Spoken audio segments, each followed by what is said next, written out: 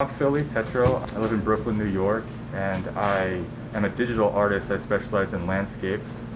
I come from a design background, but I'm transitioning over into digital art in the past year since COVID started. I really want to do something that I really enjoy, not just something that I think that maybe I went to school for, or something that I'm told that I should do because maybe it makes a little more money. But I really want to develop as an artist, and I need time to do that. I think this year has taught me so much about the process, and I can't wait to see what happens next with the development of it. When I see something I really like, that inspires me, like in terms of its style. Maybe it's collage, maybe it's a landscape painting.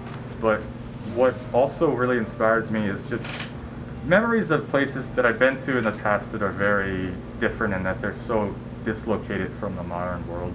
Some of the scenes I depict are from places like northern Canada and Newfoundland.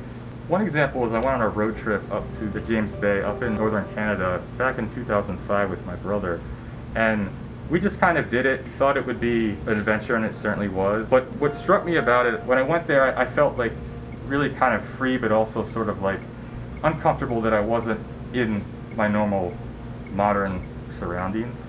So I think that beauty in desolation, it's places that are so desolate, memories of those places, and just why they're beautiful, why they're also kind of haunting. I like to sketch first a little bit just to sort of lay out the composition, maybe get the idea of what I'm doing, but after that I dive into sort of drawing it in Adobe Illustrator. I use vector tools, draw sort of the outlines, then the shapes, then some of the colors.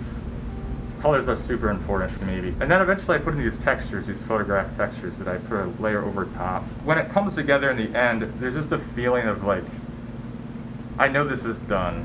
And like, if I don't have that feeling, I kind of just keep working on it. I want the person who's looking at it to be able to feel the light, feel the environment based on like how the light is hitting objects. The important thing is that you can feel like you're there. What I'm trying to do is choose colors and shapes that just bring out that feeling. It's important to me. It's important to the final product. I'd say the goal is to definitely bring people into a place that's disconnected from everyday sights and sounds. Sort of have you escape into a different place that you can interpret however you like. But I try to communicate this sort of beauty and desolation, having that sort of dichotomy. To me, art's a human expression of life. Everyone has access to it in their mind stream. It can be music, dance, or it could be visual art. To me, it's very visual. It's putting something on a page and just feeling it. Feeling like I'm there and feeling the light, feeling the surroundings.